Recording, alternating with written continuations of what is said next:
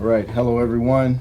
I'm Sean Jones, professor, educator, recording artist, 42-year-old black man.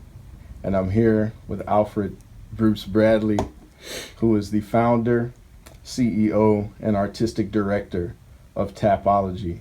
And we are here to have a discussion from artist to artist, but more importantly, man to man.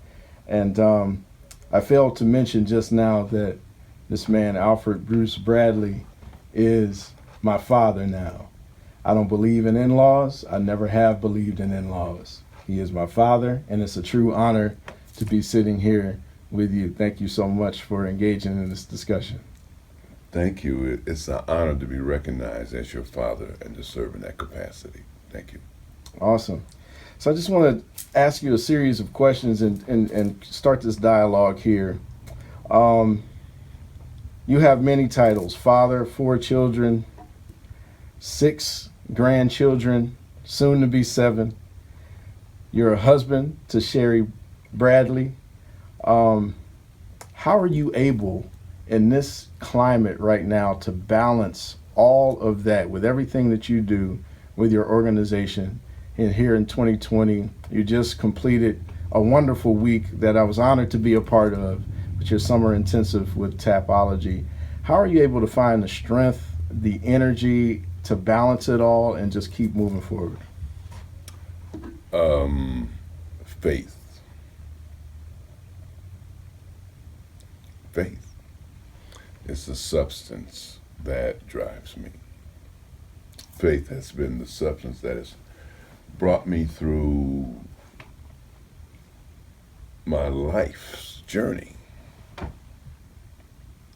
and brings me to this moment in history and in dealing with the pandemic and my vision forward. It's all based in faith. Yeah. God's grace and his continued to let me know that he's with me. Indeed. It's so important. And I find myself drawing upon a similar faith. You're a man of faith. We both are. And we're both from the Midwest. You grew up right here in Flint, Michigan. Just tell me about your early life and what that was like growing up in the Midwest. I obviously have my experiences. We're both from car towns. Flint is a big car town. I'm from Warren, Ohio, another car town right next door to Lordstown, which was one of the big General Motors plants. What was that like growing up for you? I had a wonderful childhood and a wonderful family that had a great father who was dedicated and loving, a beautiful, loving mother. Many uncles and aunts around us. We had a great family. That my father was from Louisiana, his family. My mother's family was from Alabama, Tuscaloosa, Alabama.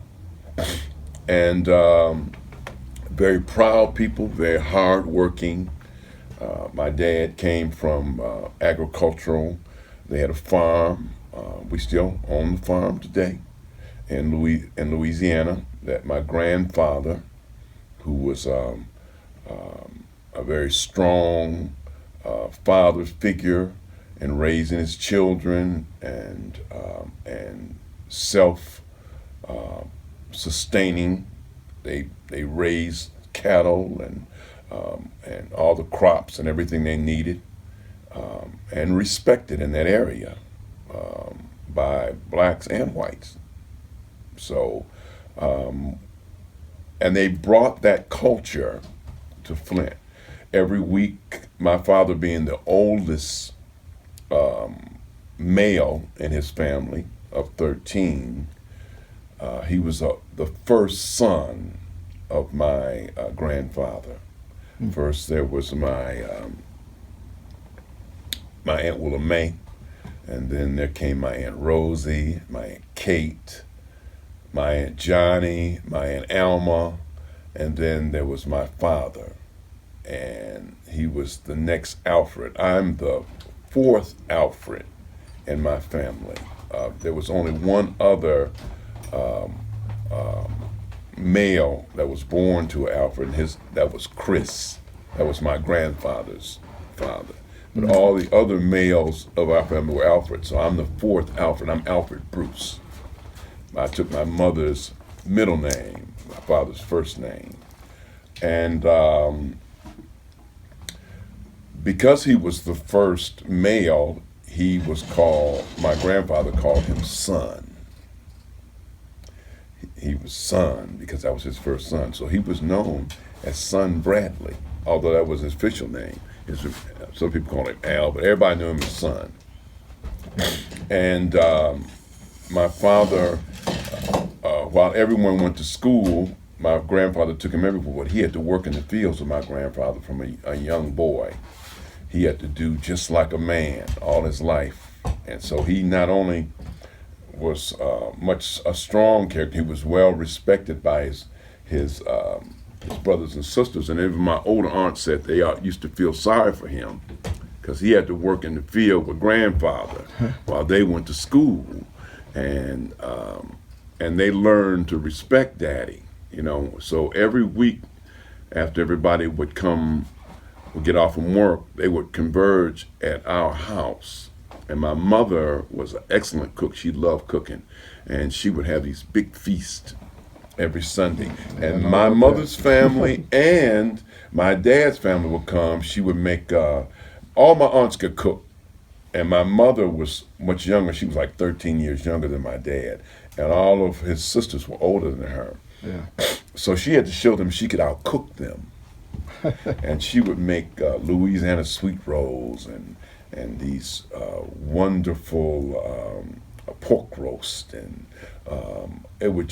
From the morning we would have homemade cinnamon rolls in the morning. The house would be filled with all these aromas. Yeah. And Daddy would be so proud of his beautiful young wife, and everyone would come over, and then they would party. You know, there was music, and we had a record player. Back then, we didn't have a television. We used to listen to the radio. This was in the 50s. Mm-hmm.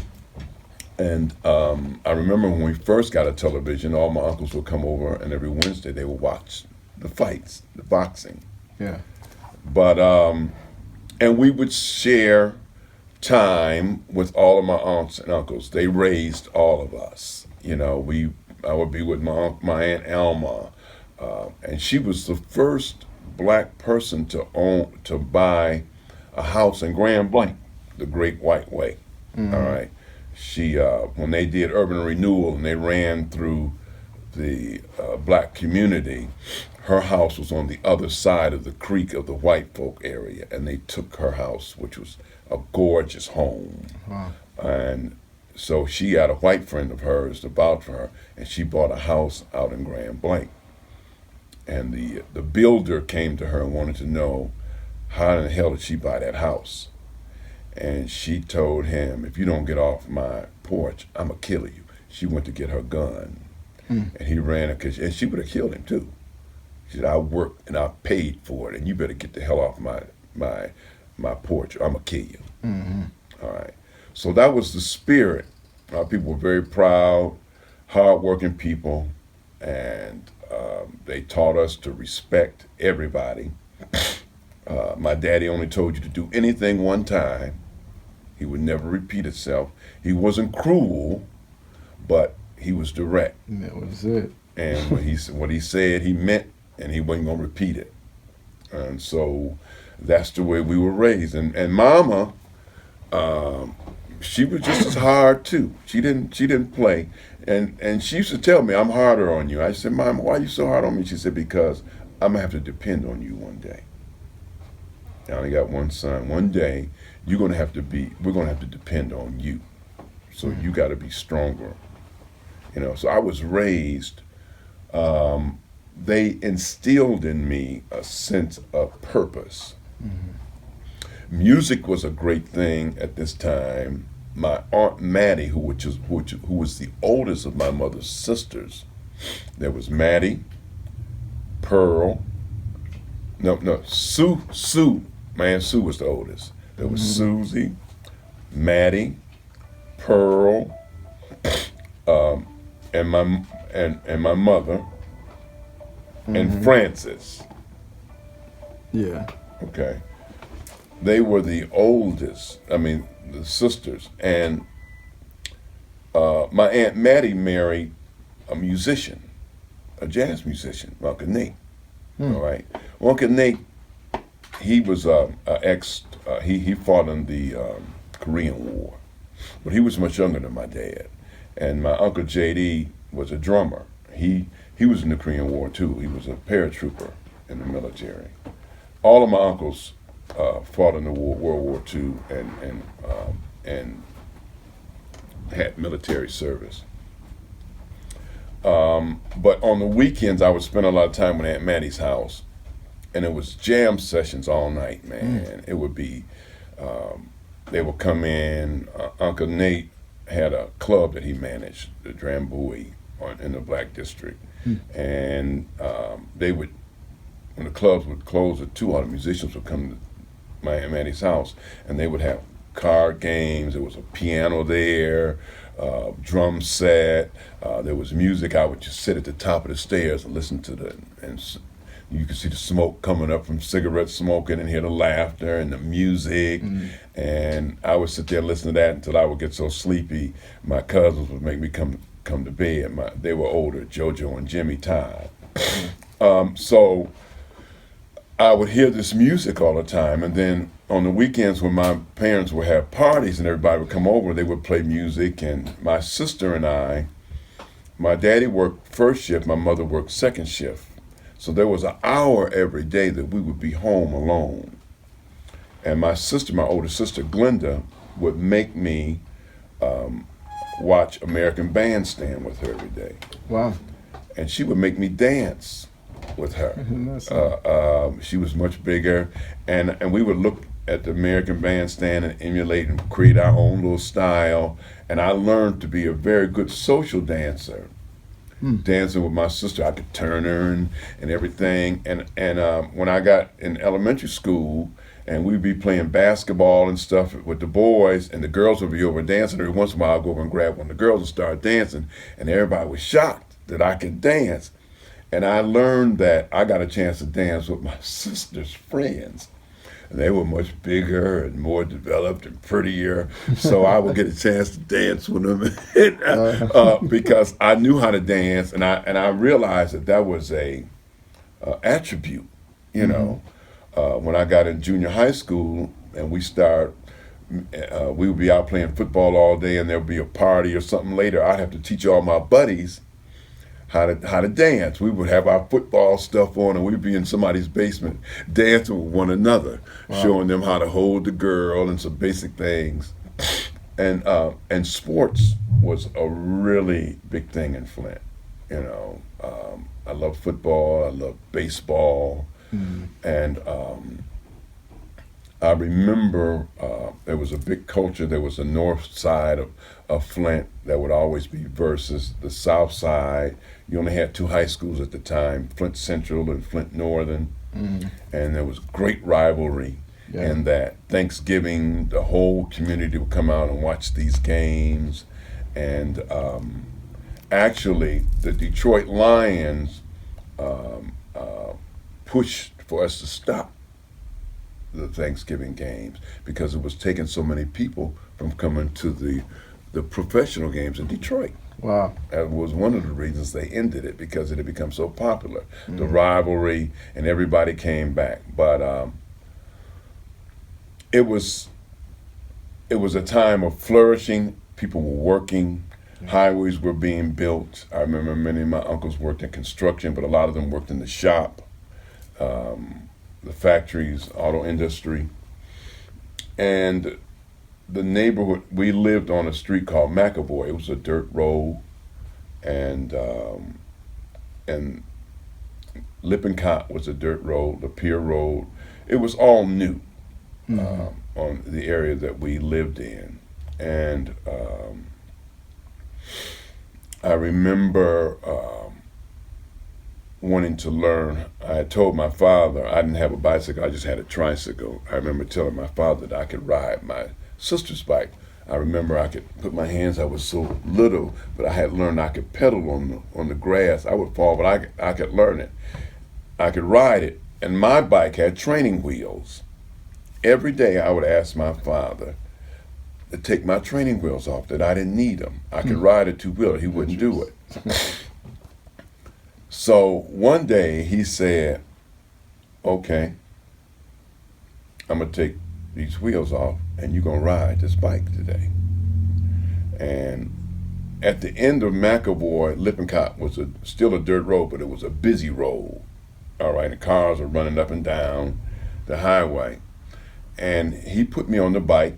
He took his strap off. He put me on the bike. He said, now ride. And I rode a little bit, but I didn't know how, and then I fell, you know. He came, whipped me, put me back on the bike, and told me to ride. I rode a little bit further, and I fell again. And this time when I fell, I remember the handlebars hitting me in my stomach, all right? And I really tried to cry big time, thinking he would take pity on me.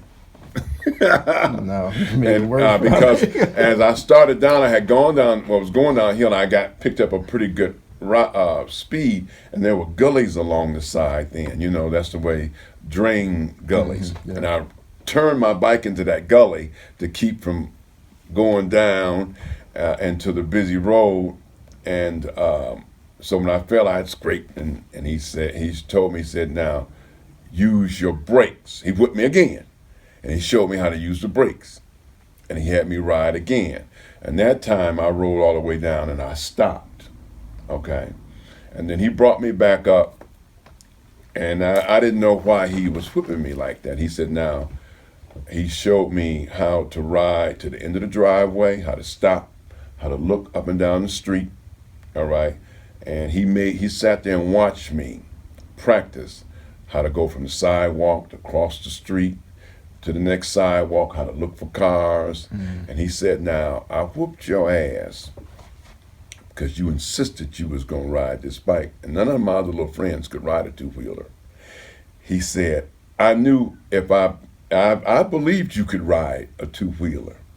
He said, but I was afraid that if I took them wheels off, that you'd ride out and somebody would kill you. Because I was so, first of all, I would never stay home during an hour that I was supposed to be there. All right. We supposed to stay in the yard for that hour while our parents were gone. I would never stay, and I would always get a whipping. And my sister never understood why I would get a whipping. And I would be like, well, a whipping is only going to last so long. And I got all day to play and do what I want to do. And whatever whipping I had to take to do what I wanted to do, to me made sense as a kid. All right? Right. So I was willing to take that whipping to do what I wanted to do. All right, and nobody understood that. That was my rationale. That's the way I thought. And my daddy knew something about me. I think he saw himself in me. So he had to treat me that way. And I'm glad I had a strong father, because I probably would have turned out to be anybody's little criminal. Or, Right. You know, they used to call me old bad Bruce Bradley. I was always into something. And You know, what's interesting about that is we share similarities and some differences in that my father is from Texas. My mother's from Georgia. Father's Marlin, Texas. Mother's from Waycross, Georgia. So we have a lot of the South in us. And my mother came up to take a job at Packard Electric, which is a subsidiary company of General Motors. Now the difference is that my mother was married before, and her first husband was killed in a car accident. And my father heard about this. Like, apparently they dated years before she was married and he was married, and he decided to come back into her life. And they lived in Warren, Ohio, but my father left when I was 5 years old. So I really never got a chance to know him. But I saw my mom growing up, and her tenacity was crazy. I mean, she worked 60 hours a week. She took care of his kids. He left his kids with her. And she raised all 7 of us. My grandmother would eventually come up from Waycross, Georgia. My grandmother used to actually cook for white people. That was her job. So, you know, it was almost like another form of extended slavery. And they would basically, she would get paid, you know, the extra food that they didn't eat. So, you know, but growing up, you know, they did their best to hide all of those circumstances from us. I even remember certain bills being let go in the summertime. You know, my mom would boil water on the stove because she would let the gas bill go, and she just couldn't afford it. But we were always at church, and so a lot of the musical side of life that I had growing up was literally church. You know, we were in church all day, every day. And now that I think about it, I'm like, man, how does this woman go to work for 60 hours a week and then is still the first person to be at church and sometimes the last person to leave? I'm talking Tuesday night, Friday night, Thursday night choir rehearsal. Sometimes Saturday night they would have musicals. I was in the choir, the youth choir, the drill team, and then Sunday morning and Sunday night service. All while still going to work all that time. And that really influenced me. So, you know, it's interesting hearing how our similar experiences and the different experiences sort of speak to the culmination of what black men deal with in this country, specifically coming from the Midwest. You know, which is amazing. I just want to move a little further ahead in your development in life. You went to Alabama State, which was founded in 1867. I think that's notable because Alabama State is an HBCU, one of the first HBCUs after our emancipation. And your field of study was visual arts. You did a BA in visual arts. How was that experience for you going to college at a HBCU during that time and studying visual art? In that time, what was that like for you? How did that influence your artistry now? Well, first of all, how I got there was an experience. Okay. My father had been sick with cancer for a lengthy, from the time I was in 7th grade. And I was the one who had to care for him. And then the year we graduated, he died. And I was working in the shop doing something that he never wanted me to do.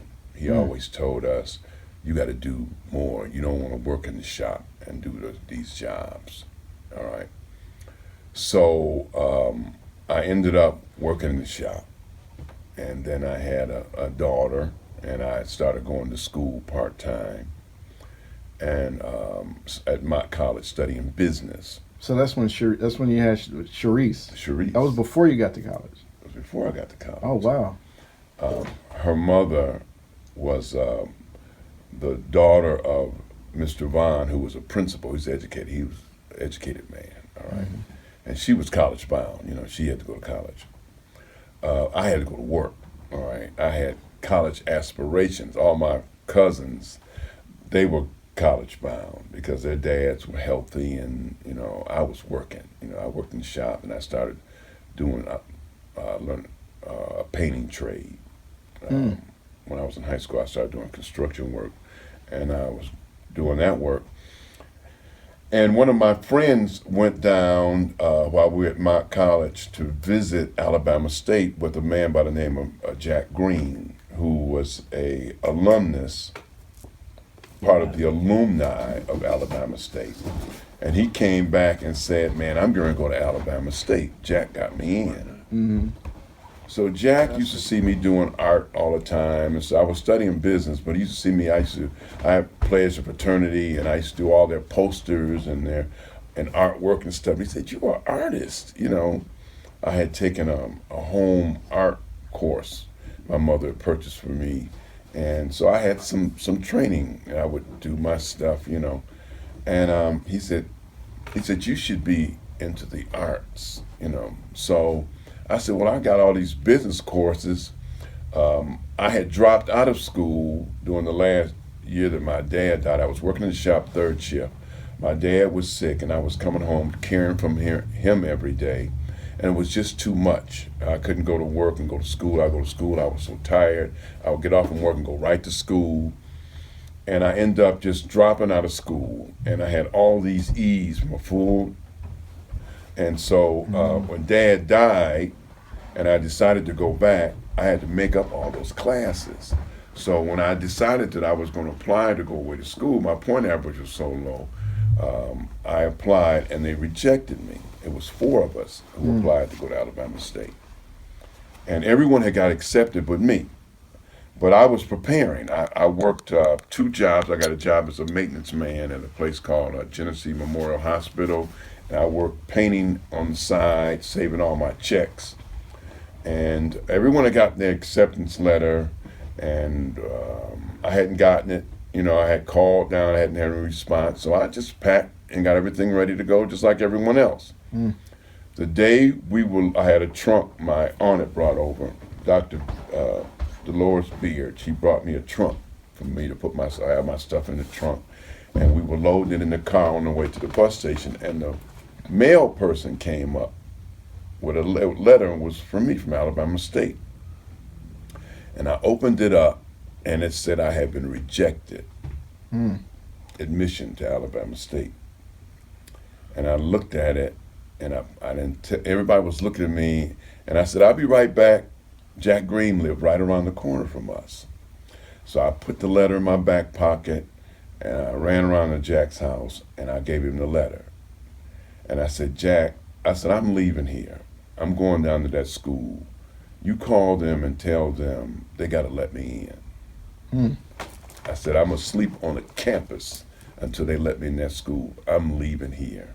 And I didn't tell nobody. None of my friends knew. I didn't tell my mom or nobody. We rode all the way down on the bus to Alabama, and when we got to Tennessee, I told my buddies that I wasn't accepted. All of them had their dorm room, they had their everything they needed, their cars to start. And they looked at me, they couldn't believe it. And they said, "Well, what you gonna do?" I said, "You see what I'm gonna do." So when we got down there, I had to spend the night in their room. Me and my roommate, for some reason, they didn't have a room in the dorm. We slept on our trunks in their room. I got up that morning, and I put on I ironed out my shirt, and I put on a tie with short sleeve shirt. I put on a nice pair of slacks and made sure I was looking presentable. I found out where the admissions office, when I talked to Jack, he said, "Well, you go see a man by the name of Mr. Hill, admissions. I'm going to call him." He said, "Just go down there and talk to him, tell him your story." So when I got to the admissions office, and the shade was down, and when they opened it up, I was standing there, wanted to know why was I here. I said, "I'm here to see Mr. Hill." They said, "Well, he's not here yet, so have a seat." I must have waited about an hour, and his secretary's in there working. He finally came in and said, "Mr. Hill, this young man wants to see you." So I said, "Okay, I'll be right with you." He went in. So he calls me in, and he sits down, and I told him, I gave him the letter. And I told him, I said, "Listen, I applied as a transfer student." I just told him my story, about my daddy's sickness, and that I had a little girl, and that I decided I was going to come to school, and then the struggles I had, trying to get in, and that I had been rejected. I said, "But you know what?" I said, "I don't have to come in as a transfer student." I said, "I'll come in as a beginning freshman if you let me in." I said, "I'll start all over. If you just let me in," I said, "you'll never regret it." And I said, "I'll start as an art student." So he looked at me, and I told him my story. He said, "Well, go to lunch and come back." And I went to lunch, and I came back, and he had my admission cards for me to start school. Wow, man, that's a hell of a story. Okay, I had worked and saved enough money. Wait, that's not even the end of it. I had worked and saved enough money to pay for 1/4 My first school, I had enough money to pay for 1 quarter for tuition. Mm-hmm. You know, and I knew I was a good enough athlete because I had been in athletics all my life. I could, although I had a bad knee from wrestling, I still could play. And they didn't have no wrestling team, but they did have a football team, and I knew I could throw. I could throw. You know, I had an arm, and I knew I said I'm gonna play quarterback. So while we got down there early, and I met some of the guys. All the athletes got to school early, and the band would be there practicing. None of the other students had gotten there. We were there early, and I was hanging out with some of the guys from Detroit. Everywhere was athletes. You had tennis players, you had football players, you had swimmers, and we were all hanging out together. And they were saying, "Well, what you doing here?" I said, "Well, what do you play?" I said, "Well, I'm going to play football." And this one brother from Detroit said, "Oh yeah?" He said, "Man, don't play football." I said, "Why?" He said, "Because if you get hurt," he said, "they send all his brothers from up north, they send you back home. They keep them scholarships for these boys from the South. They discriminate against us." And I said, "Really?" He said, "Yeah." He said, "Can you swim?" And I had a lifeguard. I had taken a lifeguard class. I loved the water. I grew up, you know. Yeah, I know that's one of your passions. I loved the even water to as a this day, kid. I believed I could swim. The first time I got to a swimming pool at Burston Fieldhouse, I dove into the deep end, and they had to come pull me out. And the next time I tried to take a concrete tub out into the middle of Thread Lake, and my mom and them caught me doing that. My mother put me into swimming classes immediately, so I knew how to swim, and I loved the water, but I'd never done any competitive swimming. I was a wrestler, and I ran track, you know. So, but I knew how to play football good too. So he said, "Man, come, can you swim?" I said, "Yeah, I got a lifeguard." All the swimmers started laughing. "Oh, he's a lifeguard, you know." He said, "Well, I'll tell you what," he said, "they need some breaststrokers on our team." He said, "If you got some heart," he said, "I'll work with you. But," he said, "don't come out here and try to swim my stroke. You'll never beat me." And his name was Garcia Slater. Okay, he was from Detroit. And there was another guy by the name of Richard Martin. They were both from Detroit. They had swam at 2 other black colleges. They were national swimming stars. So I went out for the team, and I started training. And every day when I wasn't in the library or in class, I was in the pool, and I made the team. And they said, "You got some heart." Every day I trained and worked, and I got a scholarship. All right. Yeah. Wow. And I did good in school. My grades, matter of fact, I was the only one of the 4 who was not on academic pro after the first year. Everybody else was on academic probation, you know.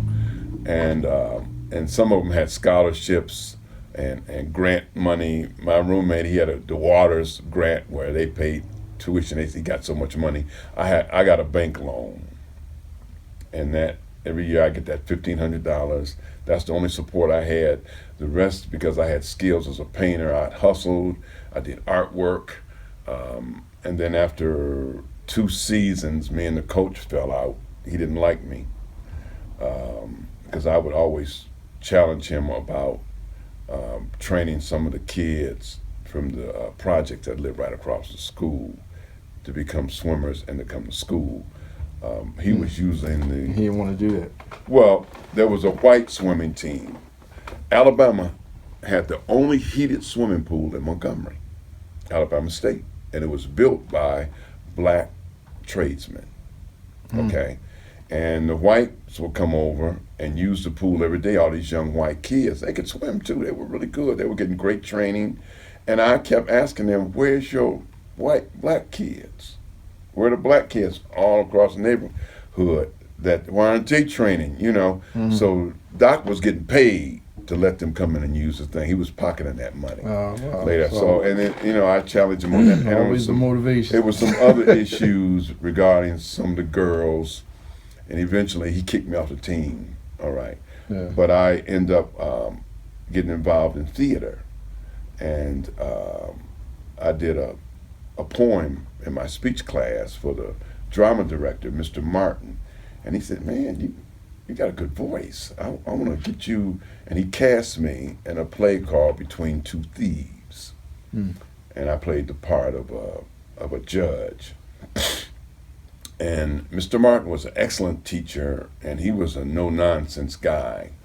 And I remember going to rehearsal one day, and I hadn't practiced. I didn't know my lines well, and I had smoked some weed. Okay, this is the '70s now. Okay, that was just a way of life for us in that. And the word was mitigating circumstance, and I kept tripping over that word. And Mr. Martin, in rehearsal, he would sit all the way at the end of the theater, in the last row, and every word that came out of your mouth, he had to hear and understand, or he would just go off. All right, he was training you how to project.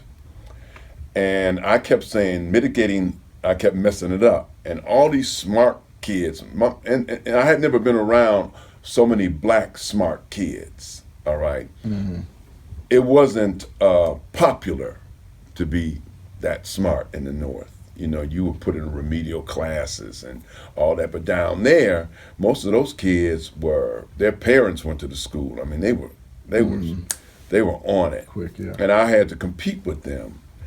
And he cursed me out from the back of the theater. Called me all kind of dumbasses. Don't bring your ass up in my theater high. And you can't whatever that shit you was smoking, don't bring your ass in my theater again. He cursed me. All them pretty girls sitting there, they was giggling and laughing at me. I went home, I took my script, I got in front of the mirror, and I studied for 2 hours. And before I went to rehearsal the next day, I studied for 2 hours. And I came in there, I was killing it. He stopped, he said, "Nah, that's where you're supposed to come." Yeah, it was like he knew. It was like he knew if he pushed you in that direction, that you were going to immediately have that response. You know, similar to what your father did. You know? Right. Yeah. And I responded. And whenever I went to rehearsal, I would have 2 hours of preparation. After rehearsal and before I went the next day. I just made that my motto. I said, I'll never go through that humiliation again. Dig that. Yeah. And I had an opportunity this is so emotional to me as I talk about it, so, you excuse my... No, I appreciate it. This is why we're here. There was an opportunity for me I was doing theater, I was doing visual art, but I got involved in theater at the same time. And there was an opportunity to do a play at a white college, a white private college, Huntington in Alabama, My Sweet Charlie, which was a movie featuring Al Freeman, was done on Broadway. And I saw the movie one time in my life. I couldn't believe it. I saw Al Freeman and I saw Sidney Poitier, and they made great impressions on me going to the movie, seeing that I remember that. And I saw that script, and my director came to me, Mr. Martin, he said, "Listen, they need somebody to do this play." And his friend who was directing the play came to him, "We need a black who can do this in this school." He said, "Well, you need to get Bruce." He gave me the script. He said, "Read it." And I read it, and I said, "Man, I got to do this," So I did it, and it was very successful.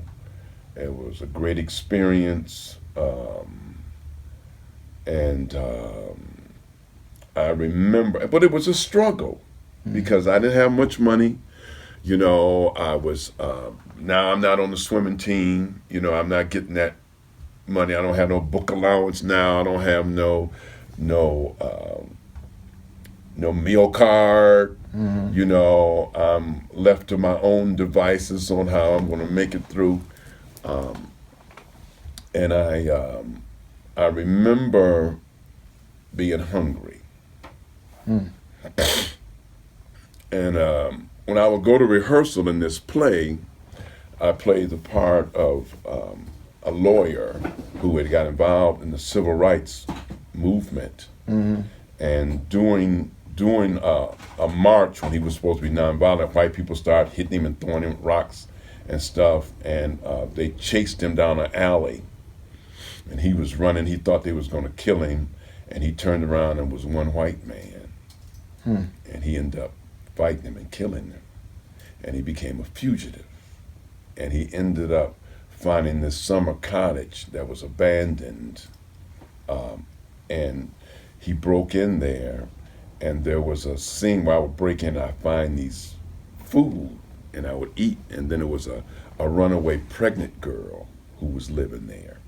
And this story is all about them living together in that environment. Wow. This attorney and this young pregnant girl who parents were poor, and they had put her out of the house, and she had found this house as a refuge, and it was a refuge for him. It's about that whole story. Well, the play was a big hit. It was very controversial.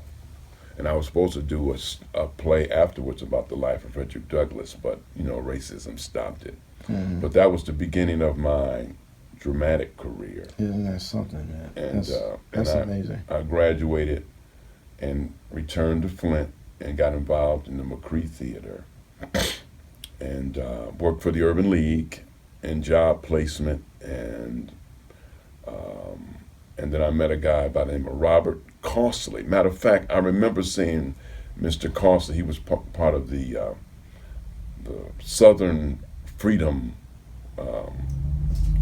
drama. They were out of New Orleans. Mm-hmm. And they came to Alabama State and performed. I remember seeing him, and I said, that man, it really struck me because he looked just like my daddy. Same, he was a little bit heavier, all right, and he was kind of bent over. He didn't walk up straight like my father, like he had a back injury, which I later discovered he did have a back injury. But he was initially from Buffalo, New York, but he was living in New Orleans and traveling. He was an actor, and Big D was done a lot of things. He played bass. He used to play with Dinah Washington. Wow. He was a great actor. He did Broadway. He did Pearlie on Broadway. And when I came back to Flint, they brought in this actor, this director, to direct the show. Lo and behold, it was the same guy that I had seen at Alabama State. Talk about fate and faith. Right. And he ended up casting me in Pearlie, but he ended up casting someone else in the lead role. I was the understudy. Mm-hmm. And I was working full time, and I just kept practicing, and eventually I took the role over because the other guy wasn't learning his lines, and that role led to another role and another role, and then the opportunity came for Big D he left and he went back to New Orleans, and he was the associate director at the Toulouse Theater in New Orleans. Mm-hmm. And the show One More Time, which was the longest off-Broadway running show in history at that time, it was there. And they needed someone to play the role of Papa Duke. It was a musical, and mm-hmm. I had been singing spirituals in the church. I was part of a cappella group. Yeah, so you had that. Yeah, and then I got married and had children, and I started doing jazz music with a friend of mine, Daniel. Yeah, I met him. I told you the story about how we met. Yeah. And because that made more sense, because we were at least gigging to make money, and I was working and doing that. So that kind of prepared me for the musical, Mm-hmm. I was a good social dancer. I never had any formal training. And being a bass, all the Papa Doos before me had been tenors. So they flew me down to see the show. Big D called me and said, listen, he used to be so hard on me. I just think, man, why is Big D so hard on me all the time? And he called me up. He said, I know you're wondering why I'm calling you. And I said, yeah. He said, well, there's an opportunity in a show, and he started telling me about the history of the show. He says, it's touring the world. It's a great show. It's a great role for you. And I said, well, I'm surprised you called me. He said, I know you are, because I gave you hell. He said, I was hard on you. He said, because I saw you had potential. And I stayed in your ass because I knew that if anybody would get a chance to go professional, you would, and this is what you were going to meet. He said, so I've recommended you for this.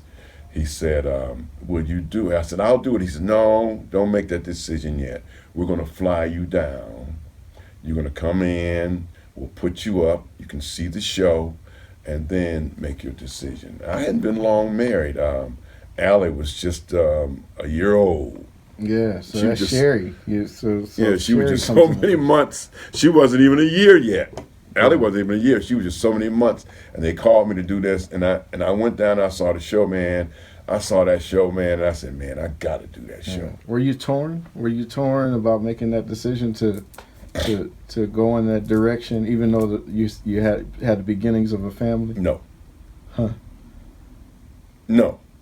It was something that when I saw it, I knew I was supposed to do it. You know. And I knew that, well, she was a little, where are you going? Why? I said, well, she thought I was going to, when we got married, I was just going to stop pursuing my art and just get some job there and just raise a family. I said, no, I never made that promise to you. I told you I'm an artist. I'm going to be an artist. Yeah. I'm your husband. I'm going to provide. I'm going to work, but I'm going to continue to pursue my career, and this is what you married. Yeah, dig that. Okay, I didn't apologize. Okay, and I had accumulated some retirement. I drew my retirement, put it in the bank, so she had money. I was able to get unemployment. And I got in my little MGB. She had a Camaro and drove on down to New Orleans. Of course, I met opposition down there because I was from out of town up north. But I fit in good with the cast. Nobody believed I was from up north.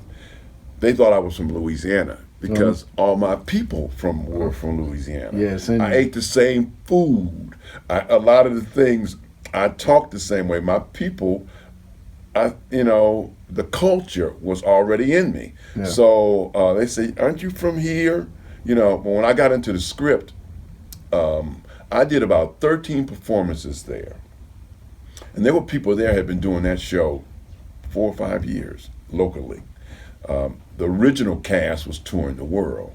And they would come back through every now and then and look at the show. Vernell Banaras was the writer, and they were touring him and Sylvia Kumba and Thais and Topsy. They were the original members. And they came through and I was performing, and I remember sitting in them sitting in the audience watching the show. And that day, for some reason, I had left my socks. I was supposed to have black socks on. And what I did is I had, in the show, I would do a black face. So I took the black cord and I colored my ankles. But we're working in a theater in New Orleans and it's hot and it wasn't air conditioned, man. And after so long, I was sweating so, you can see the sweat dripping in down my leg, by my shoes. And they're sitting there watching the show, So after the show, they picked one of the cast members, Sharon Nabon, to join the cast. They were getting ready to open a new show in Toronto to go to New York to start rehearsals. And she came and told me that day. And I was happy for her, but I was devastated because I came down there to do that. And I remember being so despondent that night, and I was angry. And I went home and I had my little Bible. Every day I would read my Bible. And I opened it up and I turned to when Jesus was going across the with the The disciples. Sea of Galilee. Yes, Sea of Galilee. Yeah. And storm came up, and he had asked the disciple to join him on the water, and he began to walk, and then the waves came up, and he got afraid and began to sink, and Jesus had to save him. And he said, "Ye of little faith," and he calmed the sea. Peace be still. Peace be still. And I saw that, and I saw myself. Hmm. I had lost faith. Wow. I got on my knees, and I prayed. Hmm. I prayed that God would forgive me for not trusting. Mm-hmm. And I asked him to, and I went to bed. The guy I was living with, I had found a room in the back of a auto body shop. And I cleaned it up and put me a water bed in there and made it comfortable. And the guy that I was living with, that's what he did. His wife had left him and taken all the furniture. His father lived downstairs, and he had his shop in the other wall. And he come, Bruce, he had a phone. He would call me, Bruce, somebody wants you on the phone. Telephone. He woke me up. And I went upstairs, and it was New York calling me. A guy by the name of Albert Poland. He said, Kumba and Vernell saw you, and plus Vernell sat in on a rehearsal while I was rehearsing. He sat in on a rehearsal while I was down there and watched me rehearse. He said, they want you to join, they're starting a new company in Toronto. They want you as Papa Du, And he said, but we need you there right away. We're going to fly you out tomorrow. And I had my car there, my conga drums, and all my stuff was, And he said, I said, well, he said, well, you got to leave your stuff there. So I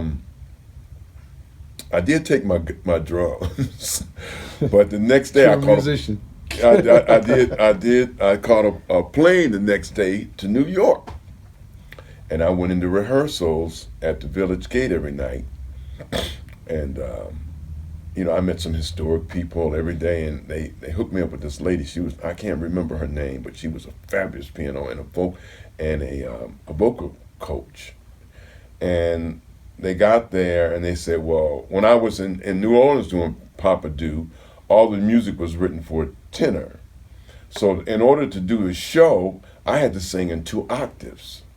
And the piano player, everybody was saying, he can't sing the show. His voice is too low. So the piano said, man, I'm going to work with you. He took me and he showed me how to, where I had to go from my bass into how to sing the song in 2 octaves. And I had enough range to do that. So I sang the song in 2 octaves, and I was effective enough for them to want me to come. So they said, well, listen, why were you singing it like that? I said, because I'm a bass.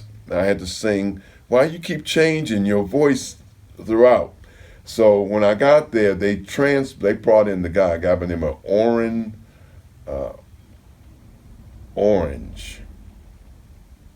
I think that was his name. It was 2 guys, 2 white guys. They were from Europe who wrote the music. And they transposed all the music, and I went through rehearsals there, and they brought in and learned the choreography.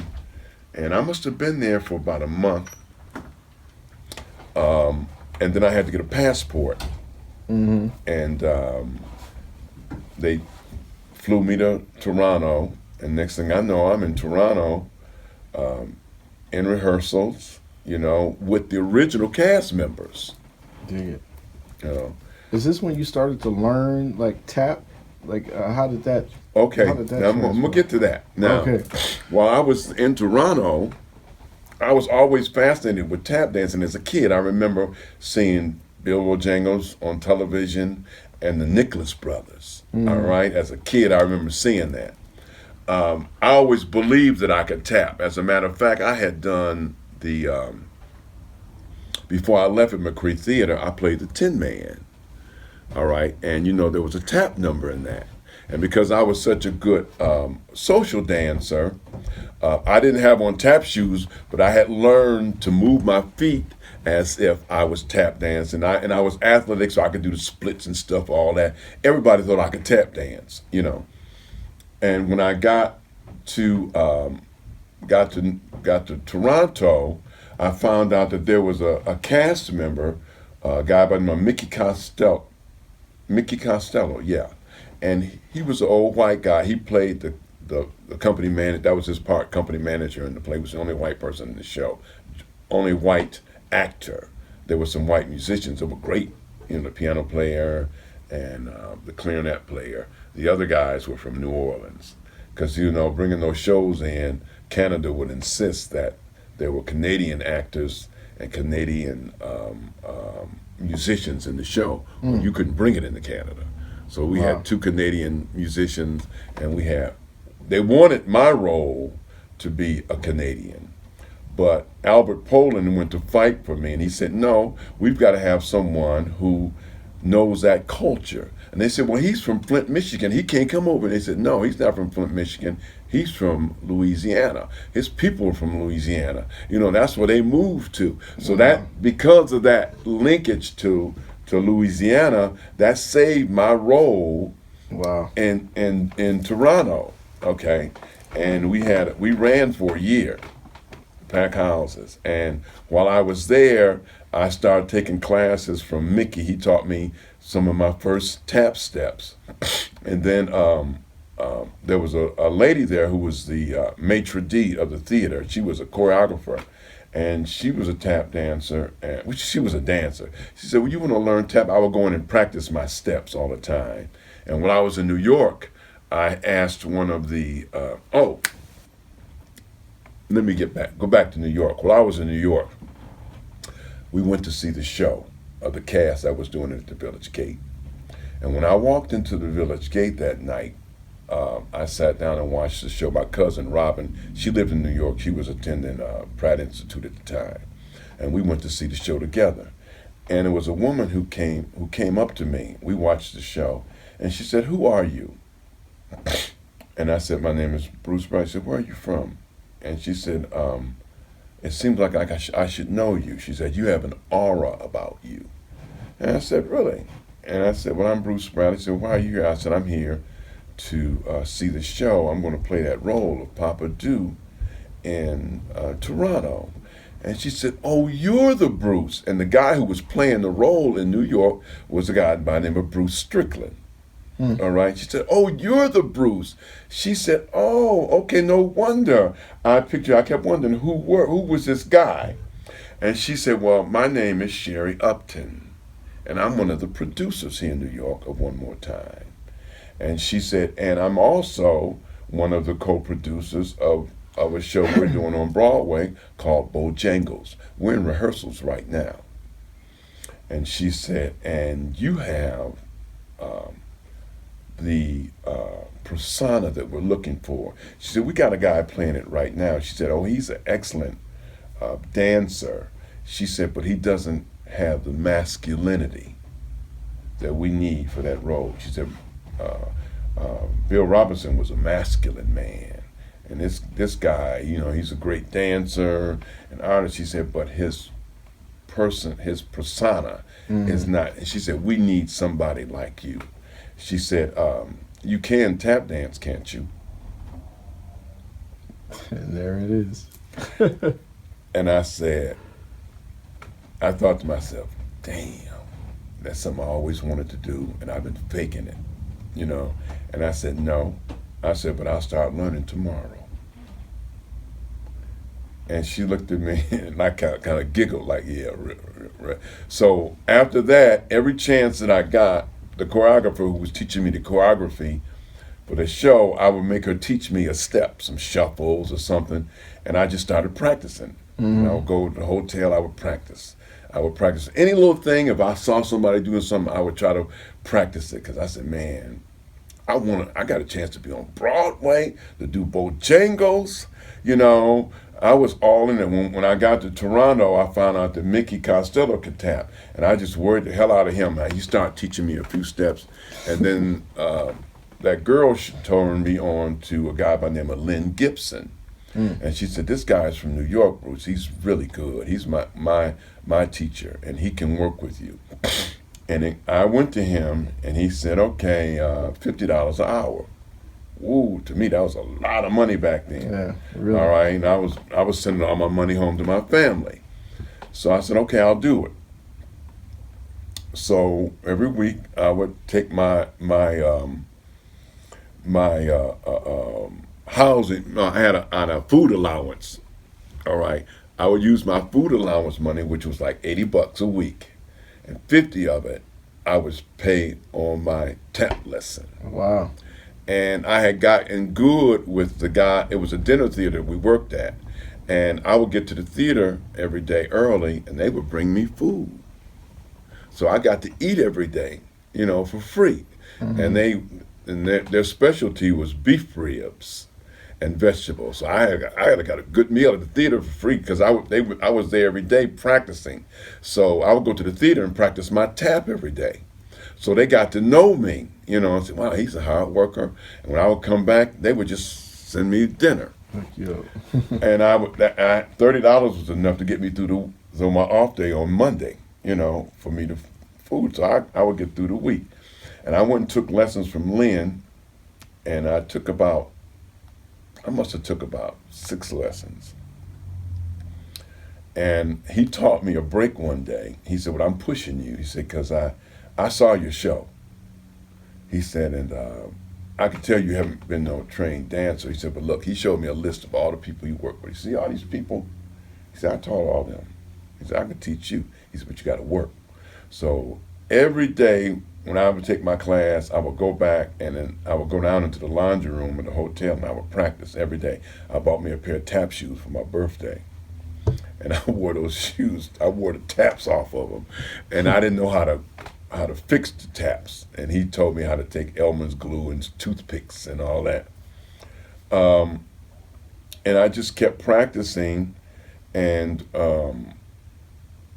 then the show ended. We did a run, we came back, and when I came back to Flint, you know, I continued to practice my tap, and then I met a guy by the name of I started doing another show called a 2-man show called Rolling with Stevens and Stewart. And it was a vaudeville show about 2 guys who were vaudevillains, and they were called back to do a tour. And while I was in Detroit doing that show, I met a guy by the name of Lloyd Story, who was a part of the legendary Sultans.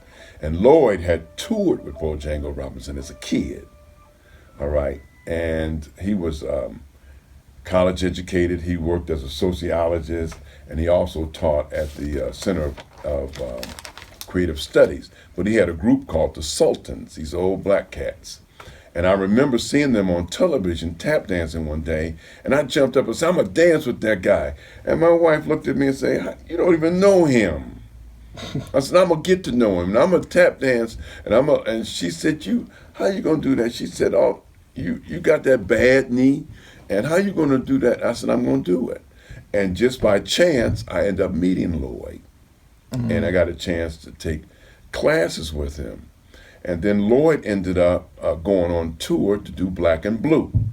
Well, I had done another show called Staggerly in New Orleans, all right, and I met a guy by the name of Kevin Ramsey down there, and I had learned some tap from Kevin while I was down there. So I had a lot of stuff, you know, that I had been working and holding on to. So when I met Lloyd, you know, I knew a little something, you know. But Lloyd was a master, okay? And every Monday, I would drive down to Detroit and take a class. And then Sheila Miller Graham had started a youth program at Burston. She had about maybe 30 kids. And I would go up to Burston and practice when I wasn't, at the time, I was off from doing a show, but I was running my own painting business. I was self-employed as a painter. And when I wasn't, if it was a rainy day or something, I would go up. If I was working outside, I had to work, I would go up to Burston and I would practice. And she saw me doing that and she told me, would you work with a couple of kids? And she brought me 2 kids. They were the cutest little things. Chopper, they call it Chopper, and his sister. She gonna be mad if I can't think of her name right now, but I can. They looked up at me with their little beautiful faces, and she had on a pair of tap shoes with heels, and they was like just so eager, and I looked at her. I said, to me that's taking me away from what I'm doing. I'm here to work on my thing because I'm a performer. I'm a professional. And I'm moving to go to Broadway. And I said, okay, I'll work with a couple of kids. And I started working with them. And then she come back with some more kids. She said, well, I got a grant and we can do a couple of week thing in the summer. I can pay you to work. And it just, 2 weeks became a month became a year. More kids came. My kids started dancing. Before I know it, I had been doing it 15 years. Yeah, had gone by. So Tapology is just an organic thing that came about from your tenacity to actually leave Flint to go, even though you had no idea what was going to happen when you got there. Just like when I went to school. Yeah, it was all on faith. Faith led the way, the entire way. The entire way. And then look, years later, a couple decades later, your daughters.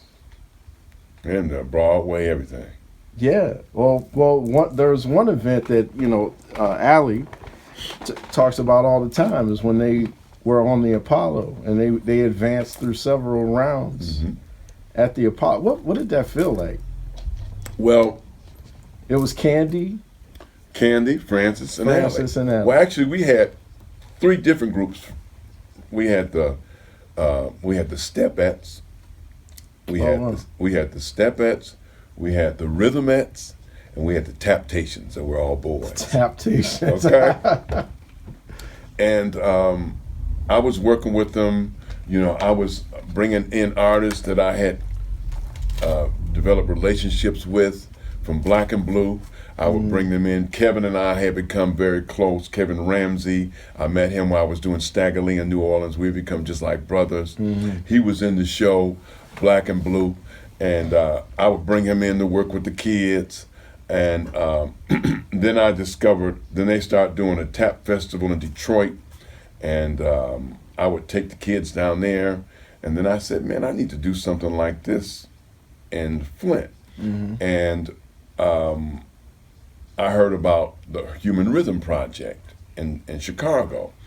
So I was able to go to a friend of mine, actually my wife's first cousin, was with an organization called Strong Family. She was executive director, and they gave money, for things to impact kids' lives. And so we wrote a grant. I wrote a grant for money to take the kids to Chicago. And we got money, and I ended up getting my old van together and piling a bunch of kids in there. And I had the money to pay for them to stay in the dormitories. And we raised money to feed them. Some of them I had to feed right out of my pocket. But they did 2 weeks at the Human Rhythm Project, and they worked with people like Ted Levy, who was probably one of the best teachers I've ever seen. Ted had a residency, and what I did is Diane Walker had told me, I had developed a relationship with Diane. She kind of told me who to put my kids in. You didn't meet Diane in Chicago? No, I met Diane in Detroit when I was doing a show. Diane Walker, one of the great tap artists. Well, I was doing a show with Lloyd as his student. We were at doing the show, and they had brought in Chuck Green, and they had brought in Arthur Duncan. He was there on the show, and Harold Cromer, and some of the Sultans, and they had this great show. And Lloyd must have had people from all over the state there, and they had a big festival. It was outdoors. It was right down in Detroit, right where they have the jazz festival. Yeah. That's where we were having the Hart Plaza. and right down there, and then they had a show for the professionals that night. Well, I was part of that show because I was part of Lloyd's ensemble, and I did the show. I met all the artists, and after the show, Diane Walker was there. I got a chance to meet Diane, and I told her that I was the one who had taken. Oh, I had taken a group, all my dancers, to New York to see Kevin in Black and Blue. Okay, so we had gone to New York, and they saw Diane, and they remembered us sitting. We had good seats right up front, a whole row of all these black kids in New York City, man. Wow. And the cast was just blown away. Who are these black kids? No, this is Broadway, man. Ain't too many black people coming up in Broadway. A whole row of black kids, and all of them could dance too. And they sitting there watching the show. And I had created a stair dance, and they got to see Savion and Dormisha, and after the show we went backstage, and I met Diane there, and she remembered me, when I met her in Detroit, and she said, "Oh wow, yeah, you were the guy who brought those kids," and I said, "Yeah, me and I said, Kevin's my brother," and she said, "I see that. You guys, I could see that, So she kind of, she was one of the people who was responsible after Lloyd got in Black and Blue and fell ill. His partner had cancer. They were doing a duet, the class act. Frank got sick, and they didn't have anyone to replace Lloyd as a partner. And she was familiar with the work I was doing in Flint, and she said, "Well, let's try Bruce." And I auditioned for Lloyd.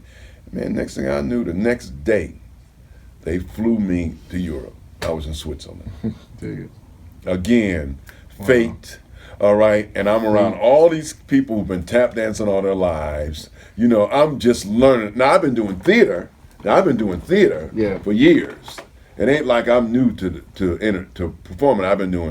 I've been singing in the churches. I've been doing jazz. I did theater all through college, and I'm doing all these other dramatic roles. So I was experienced actor, all right? But now I'm doing a dance show, and that opened up the whole world for me. And during our last rehearsal of before we opened, Lloyd had a heart attack on stage. Wow. And being a swimmer and one who had worked in swimming pools as a lifeguard and all that, I had to deliver CPR. So I was able to revive him twice. And he survived that. He couldn't do the show anymore. And I finished that run in Switzerland and Zurich and Hamburg. But when the show went back up to Paris, they didn't take me. Which was devastating for me. So I was back in Flint, and I started pulling from those people, the relationships, and bringing them into Flint to impact the kids and working with them. And they just got better and better. When we went to the Human Rhythm Project, they got all that 2-week training. It changed all of the way that they're dancing. And kids learn so fast. I had to get behind them and learn what I could learn from them to share with the next generation, because they were going on. And I just continued to work and grow. Yeah, and you have kids all over the world, literally. They're all over the world. That have come out of Tapology. I mean, your own daughter, Stomp. She's doing things. And the beautiful thing about it now is all of them are teaching for Tapology. You got Jarrell Waters, who not only is a great tap dancer, but Jarrell went to U of M and studied other forms of dance. You know, he does it all. You got Candy Hogan, who went on to use her tap skills to teach tap and to work her way through Oakland University, get a scholarship for engineering at Michigan State, and now lives in Ohio and works for the government in a high-paying job and teaches kids there. And she's part of our Tapology staff. My daughter Frances, who visual artist and tap dancer, she studied at the in Philadelphia and the Art Institute there, and she continues to teach and grow. Yeah, and there's many more. Yeah. That, How many people would you say? And I know we're running out of time. You got to get back because your culminating events are today. But how many people would you say, in the just a rough ballpark, how many kids would you say you've touched? If you had to guess. wow, man, Hundreds, thousands, thousands. thousands. Because my work, I started teaching drama in the high schools while working at Creative Expressions as well. And I worked at different studios throughout Michigan. You know, I didn't just work at Creative Expression. I worked down in Detroit. Yeah. I worked at several studios. And you're still doing this. I'm still doing. Yeah, I'm still doing it. Fridays. And it was, and each one of those, there were a group of kids that I was able to impact and share, and they began to participate in my festival when I started that. So I don't know, man. I'm just thousands. I would think at least a couple of thousands. Mm-hmm. A couple of thousands. Just yeah. I want to. I got so many questions here I want to ask you, and I hope we can continue again another time. But I have to point to this one question that is very personal for me, and I wrote it down so I could read it exactly how it came to me. And it says, "You are the father of the woman that gave me my family extension, the woman that changed the trajectory of my life. Knowing this and perhaps sharing a similar experience, how would you suggest that I internalize this from a spiritual place?" Well, I had a similar experience with my wife. I woke up in the middle of the night and looked over at her, and God spoke to me and said, "This is your wife." And I ignored it. I didn't want to hear that. I was having a great time as a bachelor. I had planned to go and pursue my master's degree and pursue my artistic career. I wasn't looking to lock down, and I ignored that for a long time. But eventually I had to come to terms that I love this woman and I'm going to marry her, and that I was arrogant enough to believe and ignorant enough to believe that I could do anything, you know, cocky, all right? And it kept taking me back to something that I learned in college from a great man by the name of Dr. Hardy, J. Garrett Hardy. He was my professor in college, sociology. He had a doctorate degree in sociology and psychology, and he studied philosophy.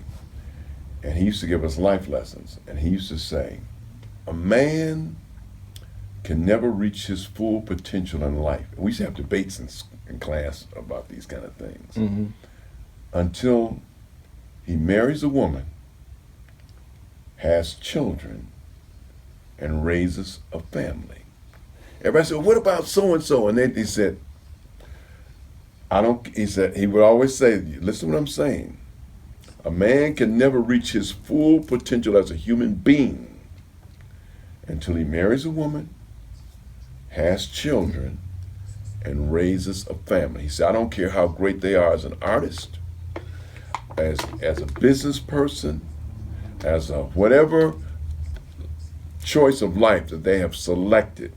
He said that is the true measure of a man. He said what they do is simply what they do.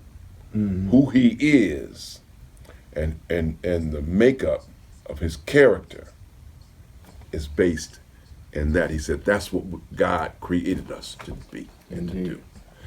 And after I got married, I realized that, because you have to become selfless. You have to become, you have to improve. You have to become greater than you were. And you have to be willing to be, and this is something else that I learned, is that we see all these women who are head of families, and we see the absence of so many black men. I was fortunate enough to have examples of black men, my father, my uncles, to emulate.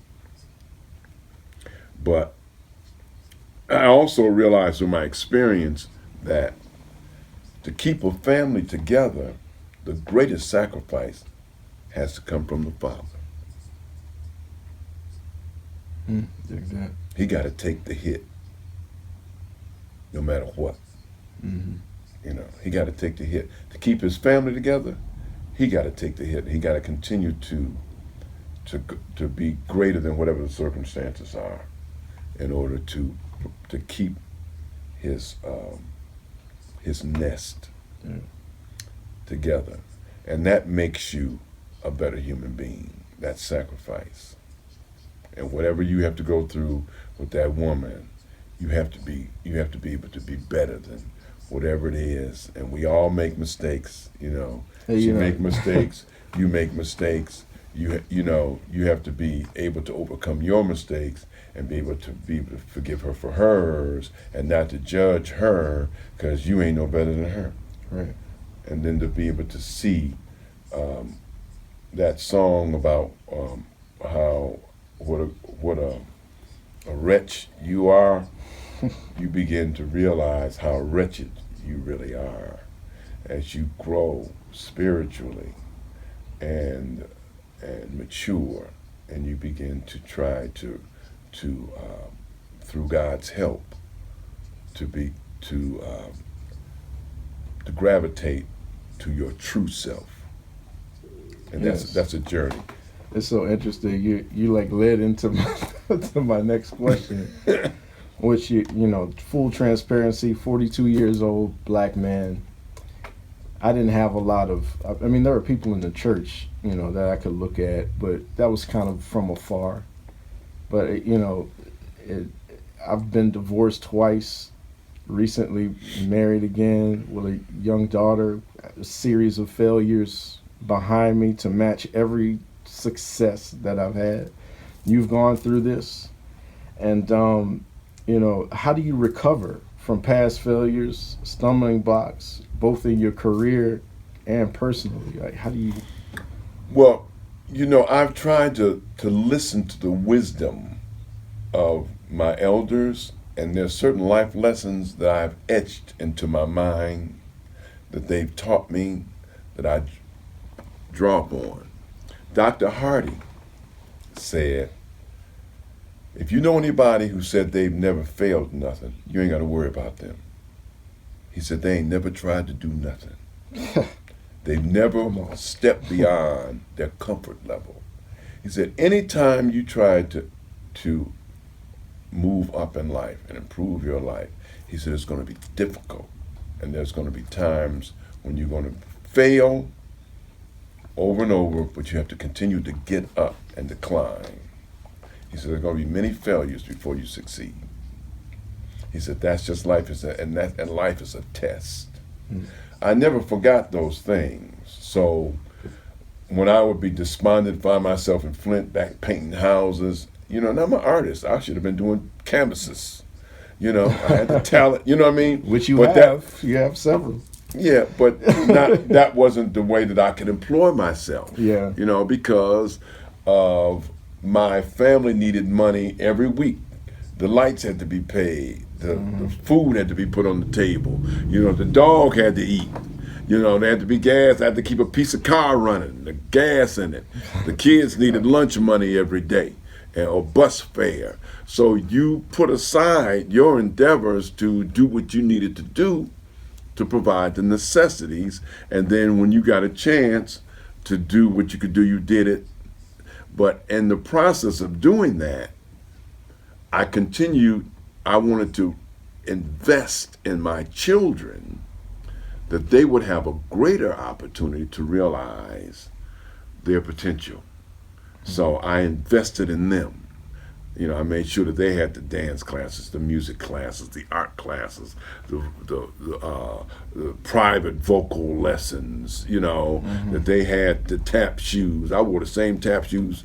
I had to keep getting my shoes rebuilt over and over so they could have new shoes. Yeah. You know, and my son, I remember giving him my shoes, so he could have shoes. And you know, you just do it because you want better for your children. You know, my son Lamar, he great musician. He was talented. Tuba player. Right? Tuba player, Yeah. talented, great, and I realized I saw him acting doing a show. I was blown away that I'd had that much influence on him. He was great, and I wanted to provide opportunity for him to realize when I was in New York.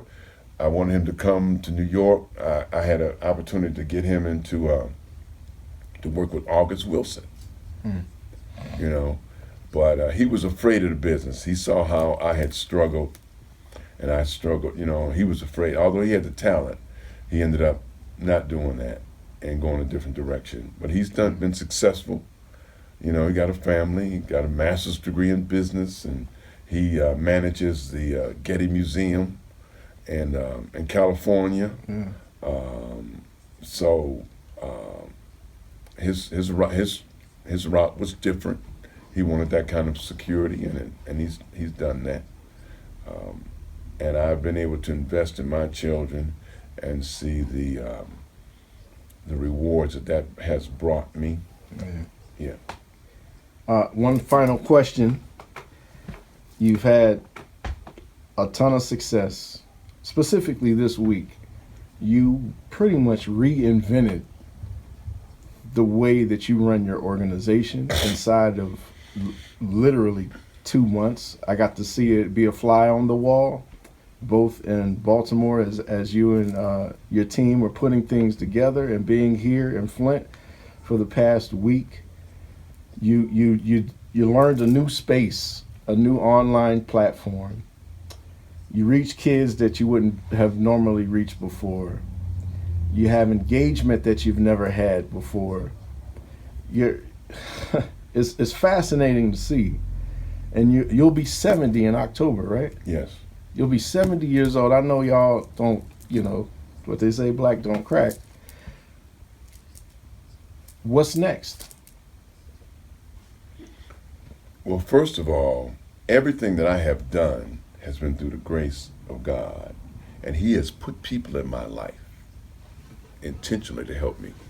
I mean, He has, He put me in places. The relationship I had with Sheila here at the studio, that was God's work. When I decided to create Tapology and evolve to create my own organization, He sent me Karen Tipper. Karen, and they're still like, Sheila's on my board of directors. Karen is just like family, okay? And she brings a whole nother skill set. He provided support from the foundations and the community, the kids' parents. We built everything that I've done. I've been just the catalyst, but the spirit of what I do is far beyond me. It's a community that has believes in the work and continues to push it forward and allow me to dream of where do we go next. And where we want to go next is the world. I want Tapology to be a world-class festival that brings people here from all over the world, of all different colors, of all different nationalities, and the African, to learn the truth about our culture and our influence on the world through our culture, through dance and music. Okay, and this platform, and although the pandemic has its negative things about it, it is allowing us to take those resources that God has blessed us through the foundations that have supported me thus far, and to apply those to broaden our territory through the internet, all right, and to move in that direction. And we're excited about that. And I know that once we do that, when we can go back to actual, that we have a much wider platform, because we couldn't do both before. We didn't have enough money to continue that model and to invest in this model. So that, in a sense, has almost been a blessing for us to be able to make that transformation and to allow us to attract people to our mission and our vision that can also support our work and provide opportunities for disadvantaged kids throughout the world. You know, where the haves help the have-nots and bring communities together into a family around the art of tap, the human family, you know, the children of Abraham, okay, to do a good work in a time of division and hatred and disease and death.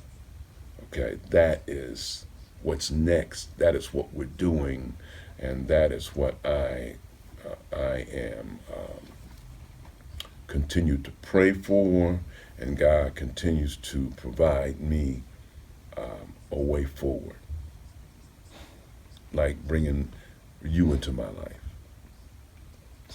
It's an honor. Alfred Bruce Bradley, thank you for your artistry. Thank you for your reach. Thank you for your ability to educate. And thank you for being my father. Thank you for being my son and being who you are, because you inspire me to return to my artistry, that I still have reasonable strength and a sound mind to do all that I can do with the time that I have left. So at the end of my life, I can have a final resting place with the Creator. Indeed. Yes, sir. Thank you.